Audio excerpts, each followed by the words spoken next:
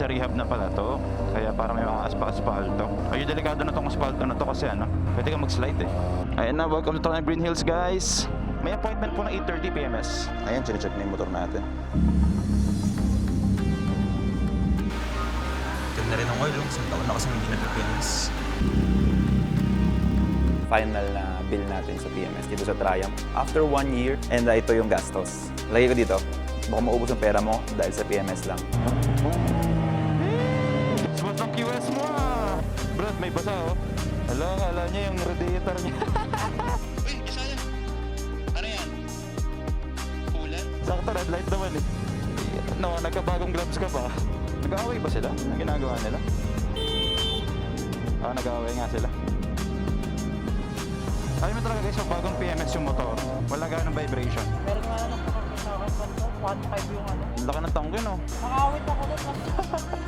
Ganun kaya? Bakit yung chain? Sinikipan nila?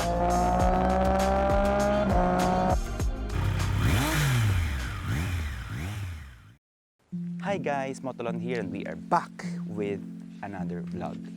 So, 1 year na since binili natin tong ating Triumph Shirt Triple, and you know what that means? We need to do the annual PMS. Grabe Triumph, no? Isang taon bago magpa-PMS ulit. Kaya samahan nyo ako guys at punta tayo ng Trondheim Green Hills. Sasabihin ko sa inyo yung mga nagastos sa dulo. So make sure to stay hanggang sa dulo ng video na to. Tara guys, ride tayo.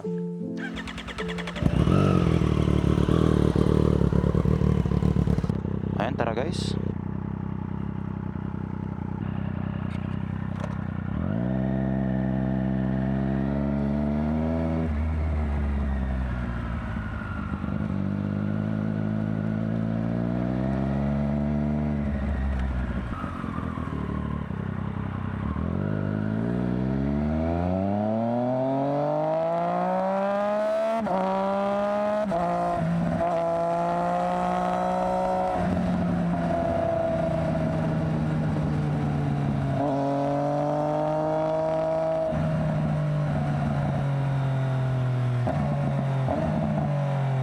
Kung nakikita nyo dyan sa baba guys, sabi ng maps natin 1 hour pa daw bago tayo makapunta sa Green Hills.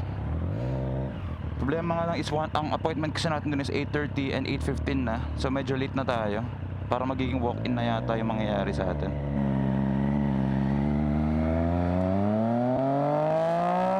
So we need to hurry a little bit.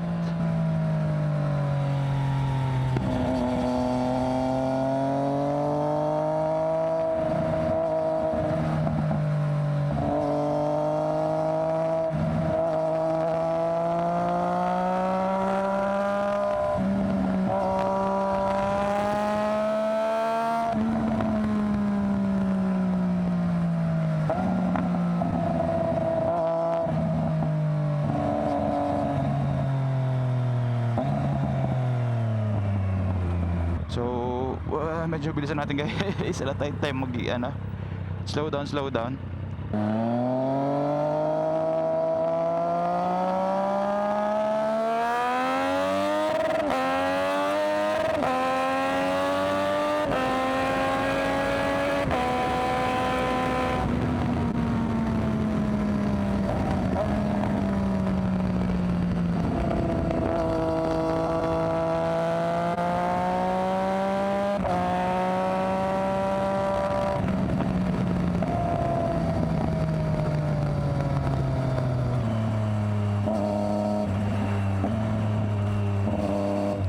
So EDSA rehab na pala to. Kaya para may mga aspa-aspalto. Ano kasi kaya nila ginagawa yan? No? Kasi kung gagawin mo ng weekday yan tapos umaga, sobrang traffic eh. So I guess around siguro yung ginagawa. Around gabi. Madaling araw ng weekend siguro.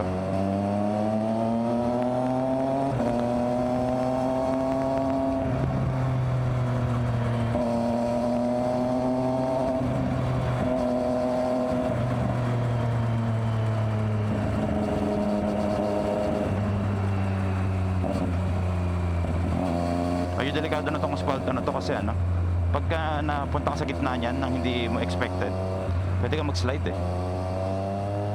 Kasi yung slide na pag ganun, yung delikado, yung pag ganun okay lang, tsaka pag ganun. Pero pag gumanong ka, ito yung gulong mo, yung aspalto, gumanong ka. Yun ang delikado.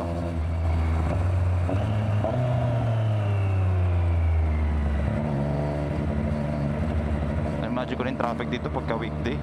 Kasi na ba yung minor na mga sakyan kahit na ganun lang na bump eh. At more pag sobrang dami pa ng sakyan, di ba?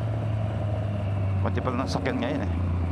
At least ngayon, di na masyadong bumpy dito. Dati kasi pagka dumadaan ako dito, sobrang bumpy ng daan eh. Pero dahil yung asfalto na nila, smooth na siya. Pero baka later doon, baka bumpy na naman siya ulit. Ito nga. After nito, bumpy na siya ulit. Tagtag na. Tagas pa ng suspension natin. Pag mga bumpy roads na ganito, daman-daman natin. Para kung palaka na tumatalon-talon.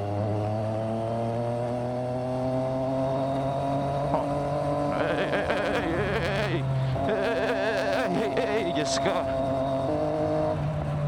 Grabe naman to. Ito, medyo bumpy na talaga to. Ayan, maayos na ulit. Ito pa, bumpy pa ulit to. Ay, Diyos ko. Ayan, maayos na dito.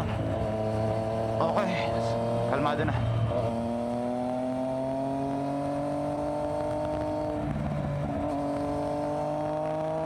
So dati pala guys, if you didn't know, trabaho ko dyan sa Pioneer Street. Kasi pag kumanang ka dyan, sa Hanay na yan, Pioneer Street na yan, Mandaluyong, trabaho ko dyan.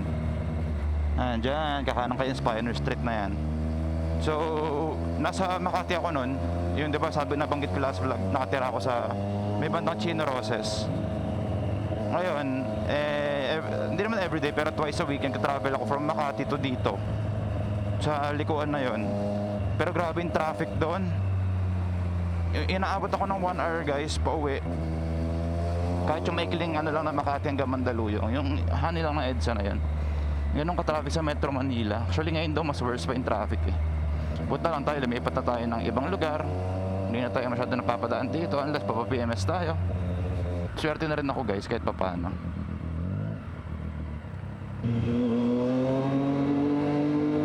Para tayo. Wait, please. Sana mabot ako. Ayan na, welcome to Triumph Green Hills guys.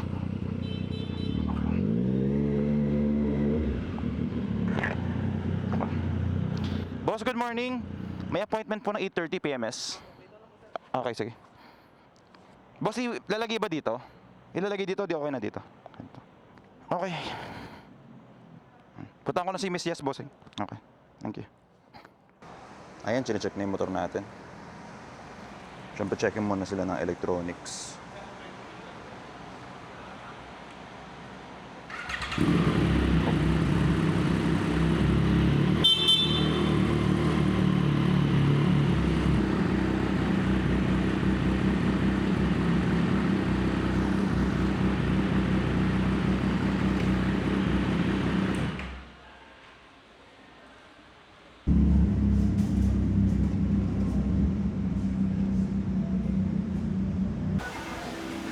So ayan, dinidrain na yung oil niya. Tignan na rin ang oil, isang taon na kasi hindi nagpipianas. Natin na S-Red Triple.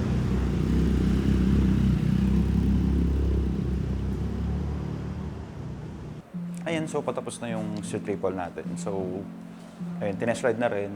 Tapos din change oil, change everything. And makita nyo naman dun sa oil natin, di ba, sobrang ano na, sobrang itim. Ganun kasi yata talaga pagka matagal na hindi na PMS. Yun naman talaga actually recommended 1 year. Pero next time, every 6 months siguro pa PMS na tayo. Ayan, so tapos na tayo magbayad ng ating PMS. And i-reveal ko yung final na bill natin sa PMS dito sa Triumph.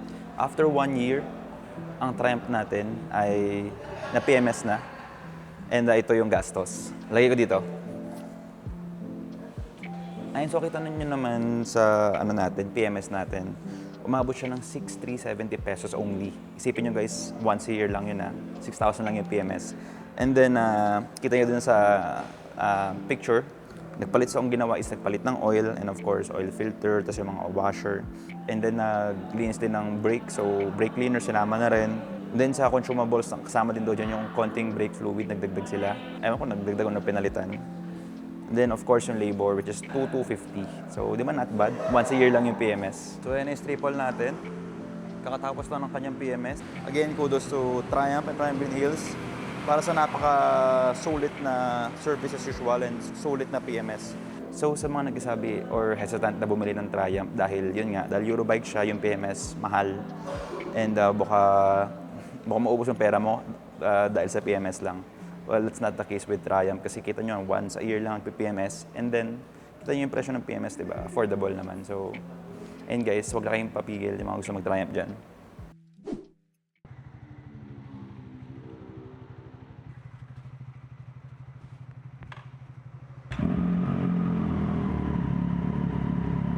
Diba, na-reset yung trip natin ah. Okay, reset ko nga rin. Teka. Ayan, tara, swenyo muna tayo.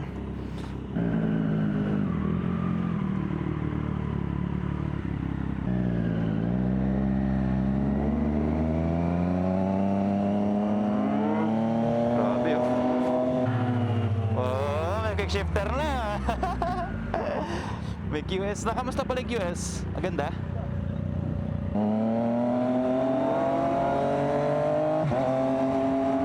Sarap na pag may QS, no?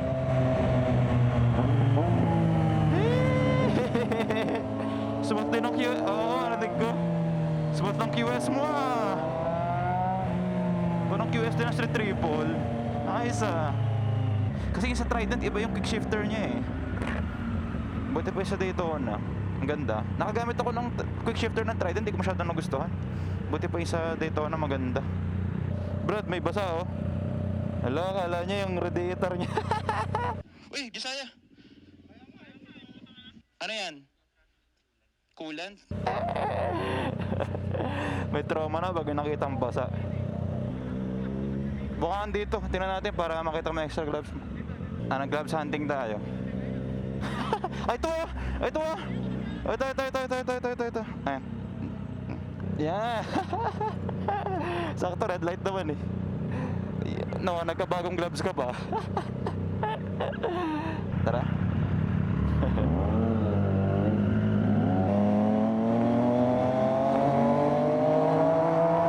Up. Hams. Ayun lang, edi gigilid tayo ng sobra. Teka, medyo mataas yung hams. Baka sumakit ang ating mga belly pan.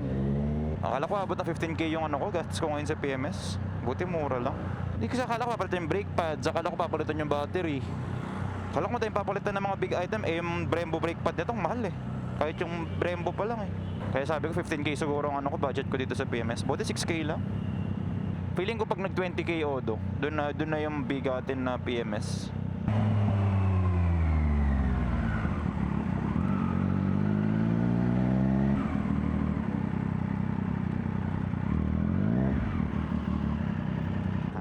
Ito na. Paano naman na lang dito, bro? Ay. Ayun yung right ba nila sa tabi, oh. Magtingin tayo ng mga kung ano. Mukhang mabudol pa, no? Hello po. Hi, sir. Wala po si Sir Mike. Kalis lang. Sige, okay lang, sir. Kape. Nagbisikleta siya? Bike? Fuel low na ako. And thank you sa Sueño Coffee. Again guys, if naghanap kayo ng kapihan dito sa may bandang Makati, Sueño Coffee. Kasi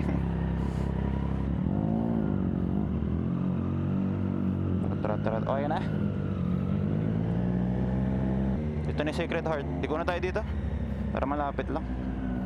Sacred Heart Street.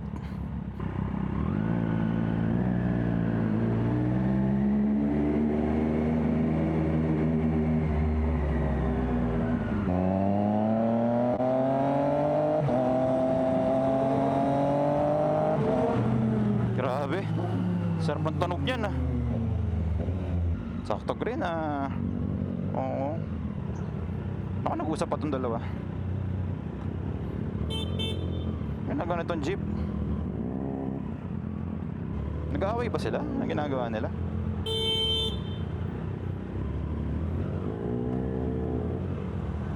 Nag-aaway yata sila.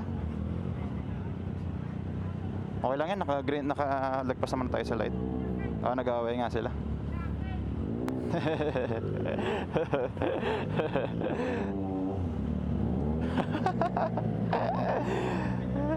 Na-video ko. Okay sila oh. Suntukan ba? Init naman ang ulo nila. Init-init na nga ng panahon. Bakit ba sila nag-aaway? Anong cause nila? Magkaiba naman sila ng liko. Magkaiba naman sila ng linya. Unless kanina pa sila nag-aaway. Kakatawa naman yun. Paalis na lang, nagkaroon pa ng action. Ayan brado, kanan ka na dyan ha. Dito. Ingat ka brody. Chat ka na lang pag nakauwi ka na. Safe ride.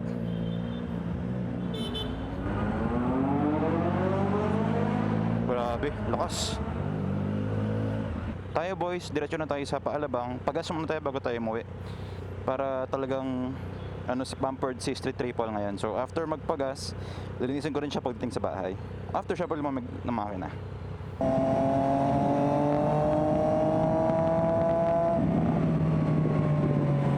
Alam mo talaga guys, pag bagong PMS yung motor, nagiging smooth talaga yung makina. Wala ganong vibration.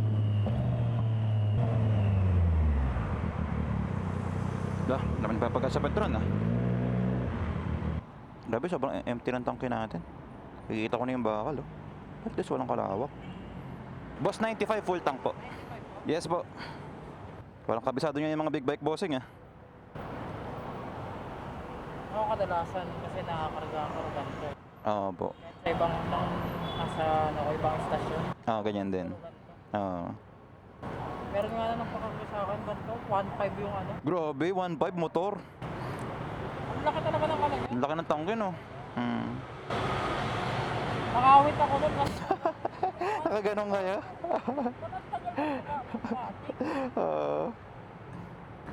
Okay, so full tank natin is 681. Okay. Boss, thank you.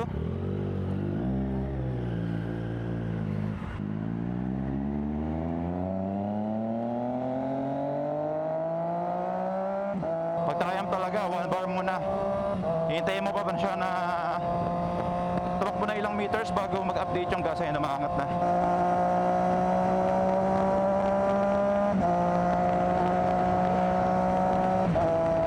Ayan, full tank na. Yay! Busog si Triple. Tapos mapapamper pa sa car wash mamaya. Grabe, pamper day pala ito ng motor natin Siyempre guys, 1 year na walang issue sa akin si Triple Bukod sa quick shifter siyempre iba naman yun Pero wala siyang major issue 1 year. So, siyempre we need to celebrate tsaka mag-thank you sa motor na to. Di ako binigo nito kahit gano'ng ka-traffic, gano'ng ka-init. By the way guys, dahil 1 year na yung motor, of course gagawa tayo ng 1 year review. Wala pa nakagawa na sa Pilipinas sa Transit Triple, so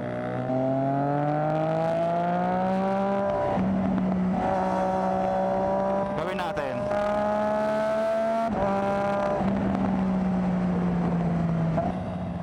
Kahit yung chain, tinanahan nila, siligipan nila. Daman-daman ko yung ng chain ngayon.